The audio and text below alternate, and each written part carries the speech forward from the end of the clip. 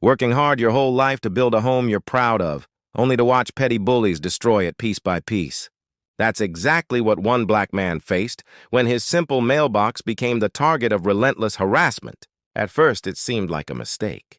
But when the destruction kept happening, the truth was impossible to ignore. This wasn't just about a mailbox, it was about power, prejudice, and control.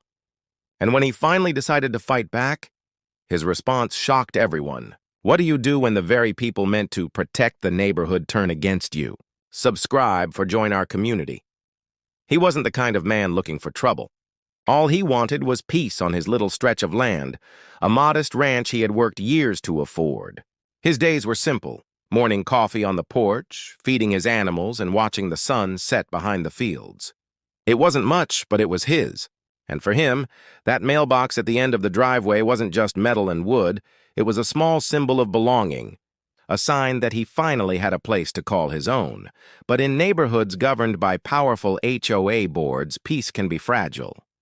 And when you're one of the only black families in the area, every small difference feels magnified. At first, the mailbox being knocked down seemed like bad luck, maybe even an accident.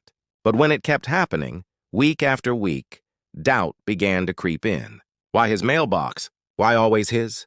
The neighbors didn't say much, but the sideways glances and forced smiles said enough. It was a feeling you can't quite prove, but you know in your gut it wasn't just coincidence. Something deeper was going on, and it was about to change everything. It started subtly, almost easy to brush aside. The mailbox was knocked over once, then twice, and neighbors said things like, "Oh, maybe a delivery truck clipped it." He wanted to believe that. But when it happened a third, then a fourth time, doubt turned into a knot in his stomach.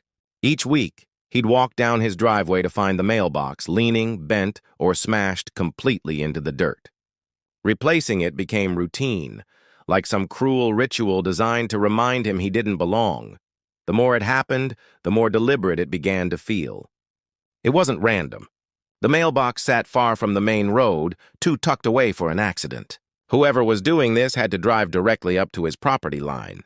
And it wasn't just the damage, it was the silence afterward.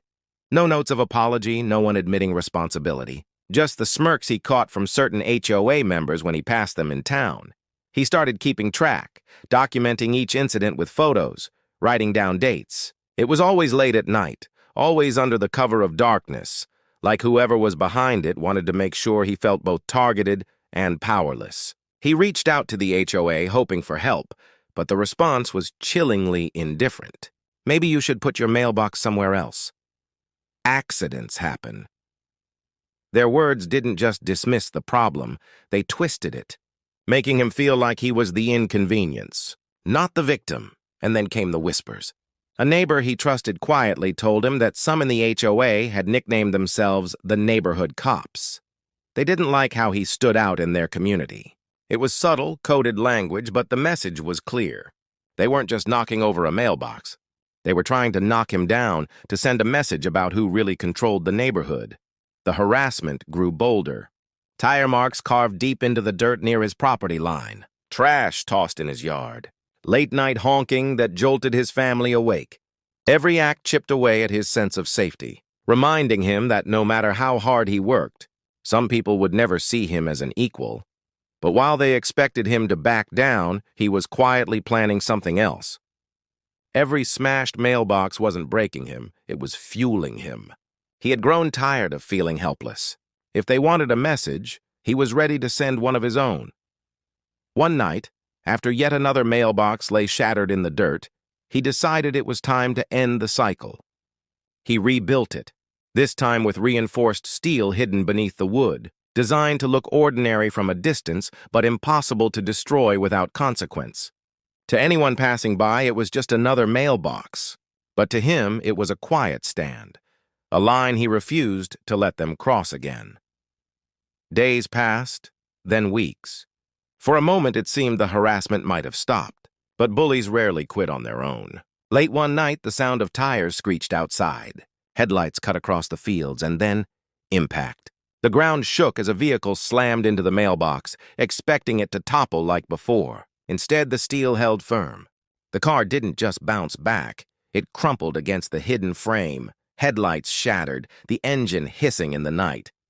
From his window, he watched. His heart pounded, not from fear this time, but from something different. Relief, vindication, and a surge of long-suppressed pride. For once, he wasn't the one left picking up pieces. The neighborhood cops had run straight into a wall of their own making. When the dust settled, the silence in the neighborhood was deafening. The mailbox still stood tall, untouched. But the car, damaged and humiliated, told the real story.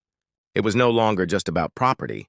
It was about dignity, about showing that he would no longer be an easy target.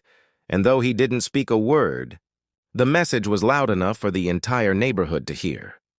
The next morning, the story of what happened spread quickly. No one admitted who had been behind the wheel, but everyone seemed to know. The tire tracks, the wrecked car, the sudden silence of the self-proclaimed neighborhood cops told more than words ever could. For the first time in months, his property was left untouched. The mailbox stood firm, a quiet symbol that he refused to be broken down. But while the harassment stopped, the deeper wound remained. It wasn't just about bent metal or broken wood. It was about the constant reminder that he was treated differently, singled out simply because of who he was. That mailbox became more than a line of defense. It became a marker of resilience in the face of prejudice. He didn't celebrate the damage he caused. There was no joy in watching someone else's car mangled. What he felt was something far more important, a sense of dignity restored. For so long he had been forced to swallow frustration, to live with the fear of what would happen next. Now, for once, he had taken control. The mailbox stood not just for him, but for every person who has been pushed aside, dismissed, or bullied for simply existing in spaces where others think they don't belong. And it leaves us with a question we cannot ignore. How many times must someone be pushed before they decide to push back? And why must they be tested at all? Because at the end of the day, this wasn't just about a man in a mailbox. It was about respect, justice, and the right to simply live in peace. If this story touched you, don't just watch, be part of the change. Hit subscribe and join our community of voices that matter.